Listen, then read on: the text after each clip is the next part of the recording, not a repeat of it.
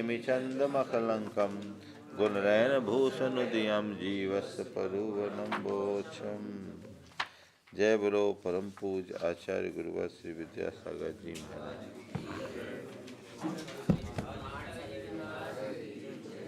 हम जीव समासों की चर्चा कर रहे थे और जीव समास के कुल भेद कितने बताएं, मूल भेद कितने बताएं?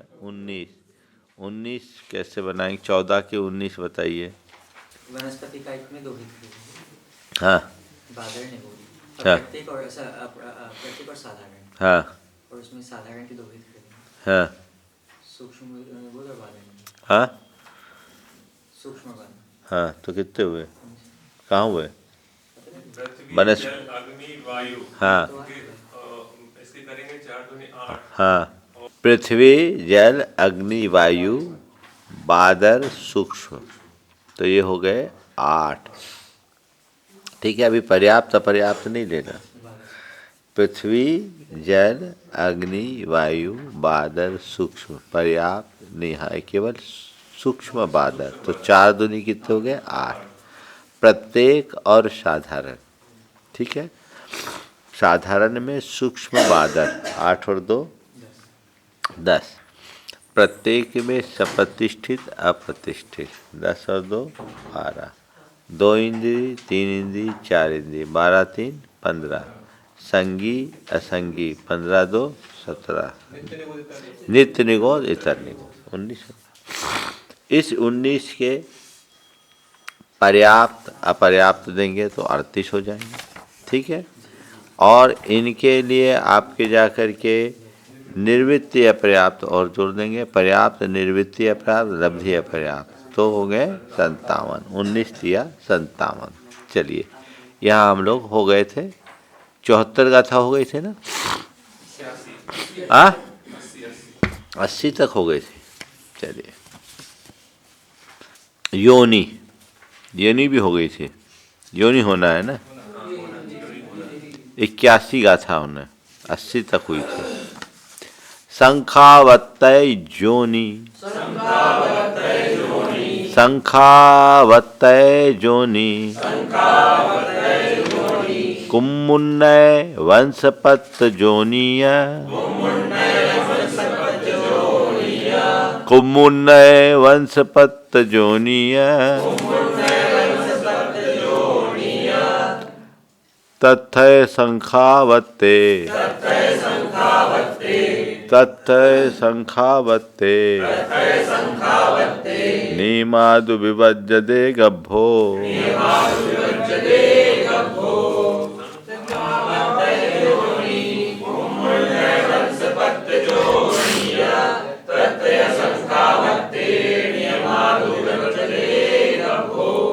शंखावत्तय जोनि, कौमन्नय वंशपत्त जोनि है। योनि जो मनुष्यों की अपेक्षा कहे जा रहे हैं, माँ की 3 योनि है। एक शंखावर्त योनि, एक कुरुमोन्नत योनि और दूसरा वंशपत्र योनि। तथ्य शंखावत्ते, उसमें शंखावर्त योनि में नीमादु विवज्यते गर्भो, उसमें गर्भ नियम से नहीं टिकता। जिनका शंखावर्त योनि वो बांझ होती स्त्री, वो कैसे होती? बांझ। फिर कुम्मुन्नय जोनिये, दिथैराद्वी चक्रवट्टीय,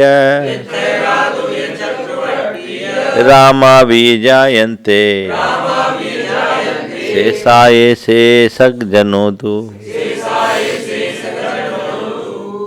कुर्मोन्नत योनि में तीर्थंकर, दोनों प्रकार के चक्रवर्ती, राम यानी बलदेव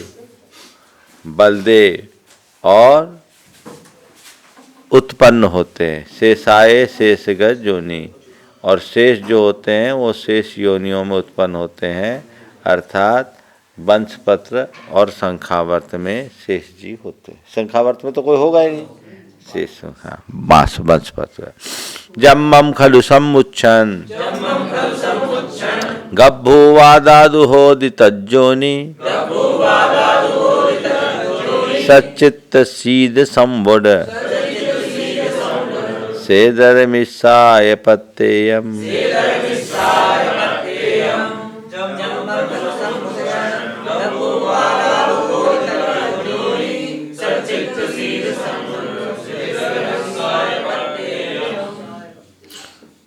जन्मम खलु समुच्छन गब्बू वादा होदी। जन्म तीन प्रकार का, समूर्छन जन्म, गर्भजन और उपाद जन्म। तीन प्रकार का होता है। गर्भोपादा, समूर्छन, गर्भोपादा जन्म। तज्जोनि उसकी योनि, सचित्त शीत संबुड, सेदर अचित्त, उष्ण विवृत, मिस्सा सचित्ताचित, शीत उष्ण और समृत विवृत, प्रत्ययम प्रत्येक की होती है। ठीक है। तो जन्म तीन प्रकार का, समूर्छन, गर्भ और उपाद, और योनि 9 प्रकार की मूल है, सचित्त, शीत, समृत, अचित्त, उष्ण विवृत, सचित्ताचित, शीत उष्ण, समृत विवृत, ये प्रत्येक के हो गए। तो इसमें से समूर्छन जन्म किसको बोलेंगे, बोलिए, तत्वार सूत्र ताजा कीजिए। हाँ, परि शब्द तो समूर्छन की व्युत्पत्ति में नहीं आया, आ भी नहीं आया, आ की जरूरत नहीं है। समूर्छन की व्युत्पत्ति कीजिए वैयाकरण महोदय, बोलिए। समूर्छन करना है तो कैसे करोगे, बोलो। वहाँ क्या दिया मूल में शब्द, समूर्छन शब्द की व्युत्पत्ति करने के लिए मैंने आपको दिया। अब बोलिए। हिंदी में नहीं चाहिए, संस्कृत में चाहिए। क्यों बताएं हिंदी में? क्यों? हिंदी से संस्कृत पढ़ोगे तो संस्कृत कभी नहीं सीख पाओगे, संस्कृत से हिंदी करोगे तो प्रकांड बनोगे। परि आसमंतात इति सुष्ठु न वर्तते, वाक्यम संशोधय। बोलो, मैं बताऊं? समन्तात मूर्छनम समूर्छनम, परि कसम, परि कहाँ से आया? जरूरत ही नहीं है। समन्तात इति ही स्पष्ट है, पर्याप्त है, समझ गए? तो समन्तात सब ओर से, मूर्छनम ग्रहण करना, इसको बोलते समूर्छन। अब चलिए हिंदी बोलिए, क्या बोलेंगे? समूर्छन जन्म की व्याख्या क्या करेंगे, बोलो चिद्रूप सागर जी। वातावरण से पुद्गल परमाणु ग्रहण कर जो योनि बनती उसमें जन्म होना समूर्छन। और संशोधन की जरूरत है, बोलो स्वरूप सागर जी। सब ओर से अपने योग्य नौकर्म रगड़ाओं को हरकर शरीर की संरचना। बहुत सुंदर। सब ओर से पुद्गल परमाणुओं को ग्रहण कर शरीर की संरचना का नाम समूर्छन है। इसको और स्पष्ट शब्दों में कहेंगे, जिस जन्म में सब ओर से अपने योग पुद्गल परमाणु या नौकर वर्गनाओं को ग्रहण कर शरीर की संरचना हो, उसे समूर्छन जन्म कहते हैं। ये सब चीजें जवान पर होनी चाहिए। किताब देख के पढ़ाने में मजा नहीं है, दिमाग खोल के पढ़ने में मजा, पढ़ाने में मजा है, समझ गए? परिभाषाएं एकदम याद होनी चाहिए, बेसिक है, समझ गए? ये रहेगी तो कहीं कठिनाई नहीं होगी, समझ गए? हमने यही किया। हम लाक्षणिक अध्ययन हुआ तो आज हमको कोई भी ग्रंथ, चाहे वो हमारा पढ़ा हुआ हो या नहीं पढ़ा हुआ हो, हमको दिक्कत होती क्या? हाँ, प्राकृत मैंने आज तक नहीं पढ़ा और मैं गाथाओं का अर्थ लगाता हूँ कि नहीं, मुझे कठिनाई होती क्या? तो जब विषय पर अधिकार हो तो भाषा अर्थ देने को बाध्य होती है। भले मैंने प्राकृत नहीं पढ़ा, पर मुझे मालूम रहता है कि इसका प्रयोग क्या है और कैसा प्रयोग होता है, सही है कि गलत है, होता है ना। तो इसलिए उस तरह से करो, परिभाषाएं याद होनी चाहिए। चलिए, गर्भजन्म। गर्भजन्म किसे बोलेंगे, बोलो सर्वार सिद्धि। शुक्र श्रोणी गर्णागर्भ और अर्धा, जी अर्धम परिभाषा। शुक्र श्रोणी भूषणम गर्णागर्भ, बोलो। मातृभुक्त रस गर्णात गर्भ, माता के द्वारा उपभुक्त रस के गरण का नाम गर्भ है ना। अथवा इसकी सीधी परिभाषा, माता पिता के रजवीर से होने वाले जन्म का नाम, रजवीर के संयोग से होने वाले जन्म का नाम गर्भ जन्म।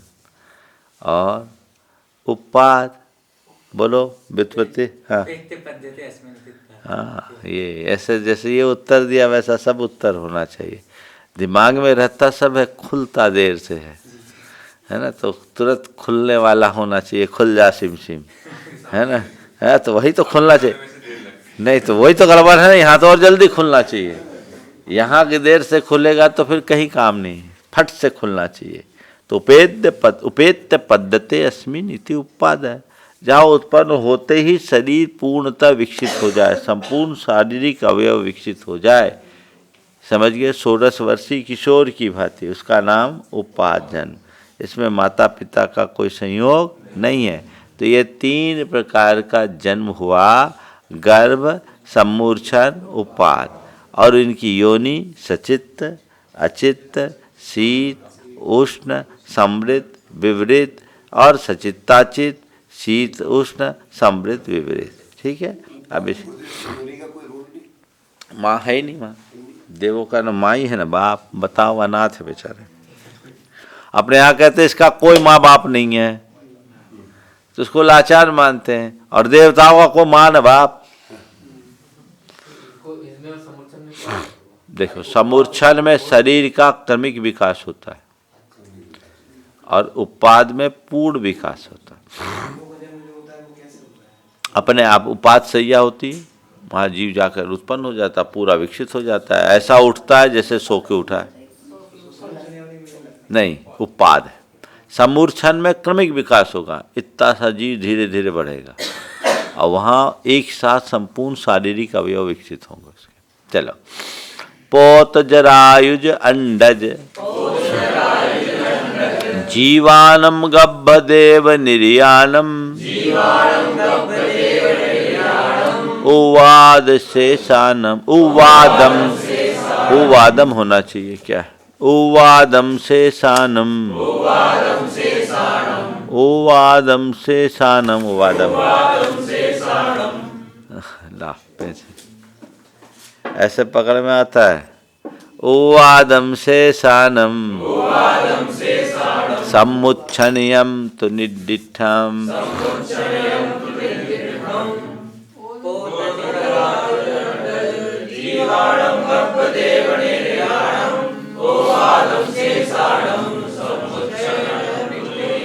चलिए हम गाथा का अर्थ बताए, उससे पहले पूछेंगे तत्वार सूत्र में 3 प्रकार के जन्म किसके कौन से होते हैं, 3 सूत्र दिए हैं, बोलो।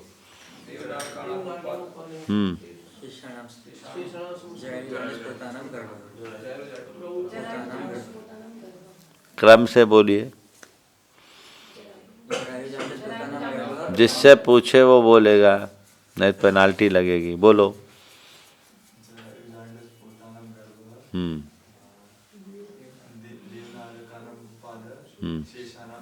हाँ, ये उत्तर होना चाहिए।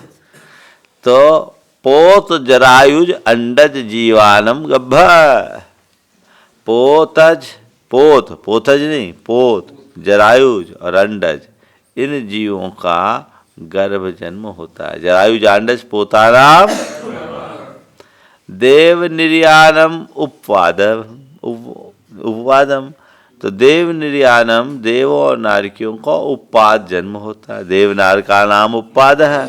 और शेषानम सम्मुच्छनयम, शेषों का सम्मूर्छन, निर्दिठम ऐसा निर्देश किया है। ठीक है। तो पोत, जरायुज, अंडज तीनों हो गए। तो पोत किसको बोलते हैं? हाँ, जिनके ऊपर, जिनके जन्म के समय जिनके शरीर पर कोई आवरण न हो उसका नाम पोत, जो अवयव निकलते ही चलना फिरने की सामर्थ्य हो जाए। ठीक है ना। और जरायुज, जिनके ऊपर जारवत प्राणी प्रवर्णम जरायुज। ठीक। और अंडज, नख्त्वक सदृश उपात्त काठिन्यम अंडजम, नाखून के समान जो कठिनता को प्राप्त किया उसका नाम अंडज। तो अंडे से उत्पन्न होना अंडज। तो केवल अंडे से उत्पन्न होने का नाम अंडज नहीं है, रजवीर का संयोग चाहिए। चींटी के जो अंडे होते हैं वो समूर्छन है, क्यों? वो रजवीर से नहीं बने, समझ गए? नहीं तो अंडे से उत्पन्न हुए तो चींटी को गर्भज मान लो, वो रजवीर के संयोग के अभाव में बने, समझ गए? चलो, इस प्रकार से पोत जरायुज अंडज, पोतज नहीं बोलना, पोत जरायुज अंडज जीवों का, किनका होता है? गर्भ जीवों का होता है, और देव और नारकियों को उपाद होता है, शेष जीवों को समूर्छन जन्म होता है। अब इनमें से किसकी कौन कौन सी योनियां होती है, ये 3 गाथाओं में। उवादेय चित्तम, उवादेय चित्तम, गभ्भे मिसम तो होदि समुच्छे, गभ्भे मुच्छम तो होदि समुच्छे, सच्चित्तम अच्चित्तम, मिस्सम्य होदि जोनि हूँ।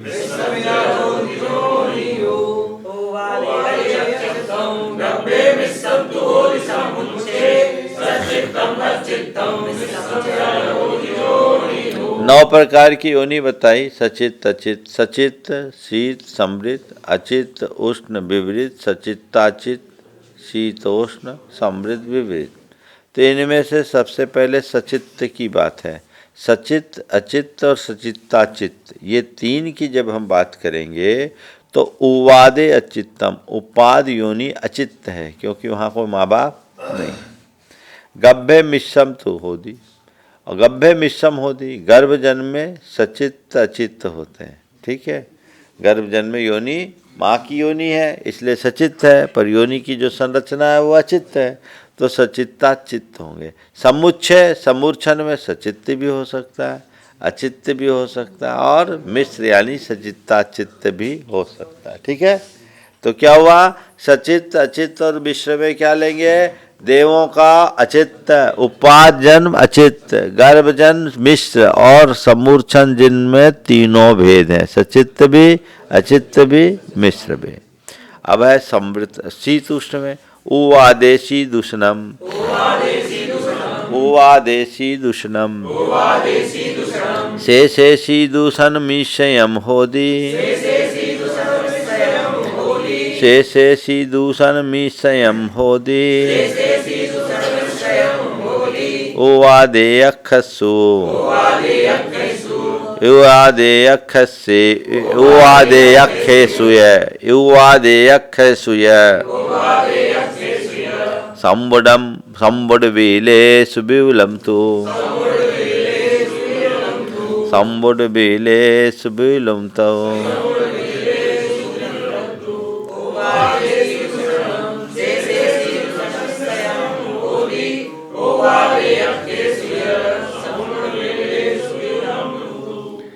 कह रहे उवादे, उपाद जन्मे शीदुष्णम, अर्थात देव और नारकियों का जो जन्म है, उपाद जन्म, वो शीत और उष्ण दोनों प्रकार का होता है। कैसा होता है? शीत और उष्ण दोनों प्रकार का होगा, ठीक है? और शेषे शीदूषण मिश्रयम होती, शेष जीवों को शीत उष्ण और मिश्र तीनों प्रकार का होता है, ठीक है? देव और नारकियों को या तो शीत होगा या उष्ण होगा, शीतोष्ण नहीं होगा, ठीक है? शीत या उष्ण 2 हो गए। शेष जीवों को शीत भी, उष्ण भी, शीतोष्ण भी, तीनों प्रकार का होता है। ए अखेसु उवाद, ए अखेसु संवेद संबोध, उपाद जन्म वाले और एकेंद्रियों का समृत योनि होती है। बीलेशु व्यूलमतु, और विकलेंद्रियों को विवृत योनि होगी, ठीक है? आगे देखिए, देवों में शीत, उपाद में बोल रहे, देव नारकियों को नहीं, शीत उष्ण नारकियों की अपेक्षा है। आगे खोलेंगे। गब्भज जीवानम पुन, गब्भज जीवानम पुन, मिस्समनी मेन होदि जोनि हूँ, समुच्छन पंचखे, विलंबा व्यूल जोनि हूँ।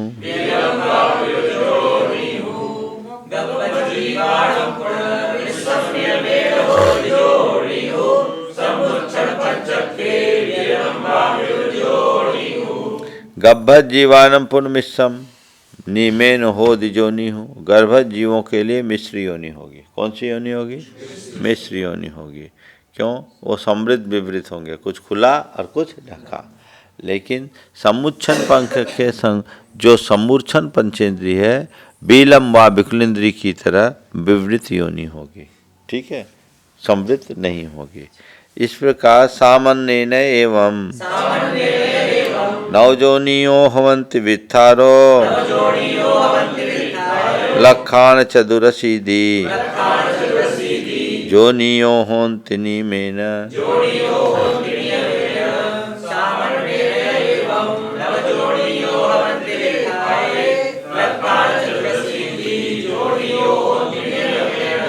सामान्य रूप से हमने 9 योनि की बात की, विस्तार से हम कथन करेंगे तो लक्षान चतुरशीदि 84 लाख योनि नियम से होती है।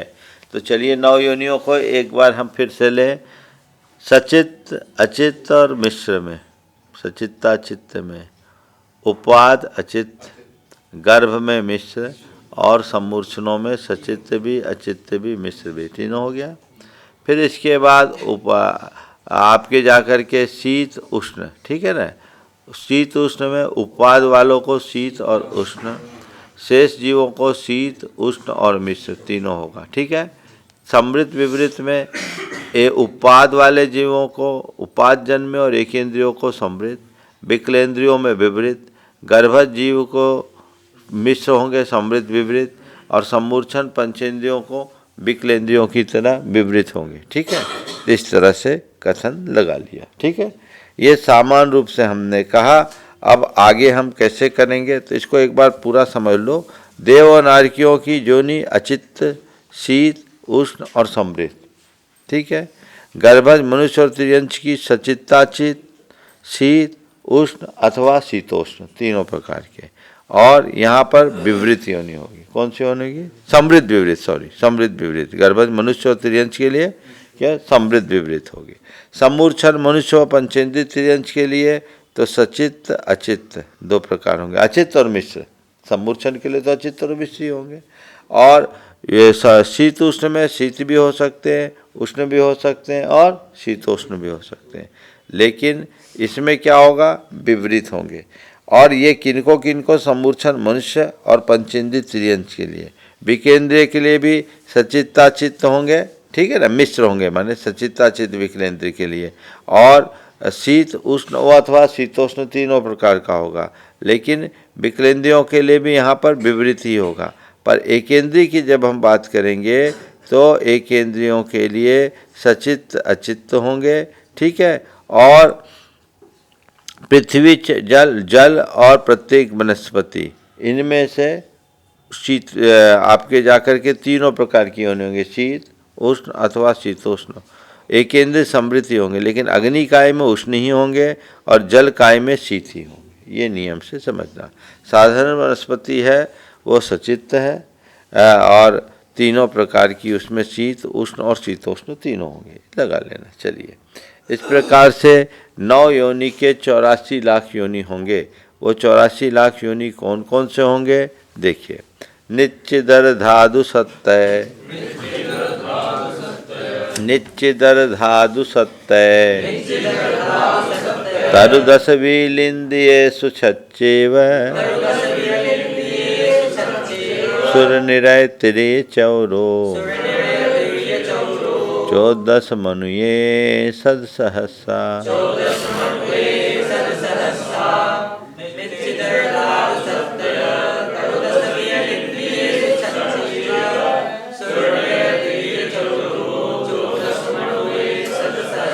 देखो, आचार्यों की कृपा एक गाथा में 84 लाख योनि का ज्ञान दे दिया।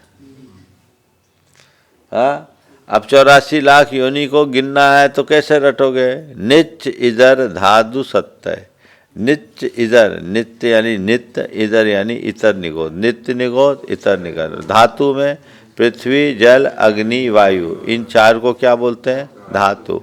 तो नित्य निगोद, इतर निगोद, पृथ्वी काय, जल काय, अग्नि काय, वायु काय, ये 6 के 7 हो गए। तो 7 42, तरु 10, वनस्पति के 10, तो 42 और 10 52। बील इंद्रिय सुछच्चे व 2 इंद्रिय 3 इंद्रिय 4 इंद्रिय के 2 तो 6 हो गए, तो 52 42 10 52 6 58। सुर निरय त्रि चौरो, सुर देव निरय नारकी और पंचेंद्रिय त्रियंश के 4 4, तो 58 और 12 70, और मनुष्य 14, मनुष्यों में 14, क्या हो गए 14 84। अभी लाख नहीं हुआ, सत सहसा, यहाँ है ना सत सहस यानी 100,000। 100K का मतलब क्या हुआ, सत सहस यानी 100K, के यानी 1000, तो 100K हो गया। तो इस प्रकार पृथ्वी का ये नित्य निगोद के बोलो, इतर निगोद के, वनस्पति काय के 7 लाख। क्या शाबाशी दे, 7 क्यों बोला, थोड़ा सा हमने बदला क्रम और आप भटक गए। चलो, नित्य निगोद, इतर निगोद, पृथ्वी काय, जल काय, अग्नि काय, वायु काय, वनस्पति काय, 2 इंद्रिय 3 इंद्रिय 4 इंद्रिय, देव, अनारकी, पंचेंद्रिय और मनुष्य हो गए। ये 84 लाख का लेखा जोखा हो गया। प्रतिक्रमण में आता है, हाँ हो गया।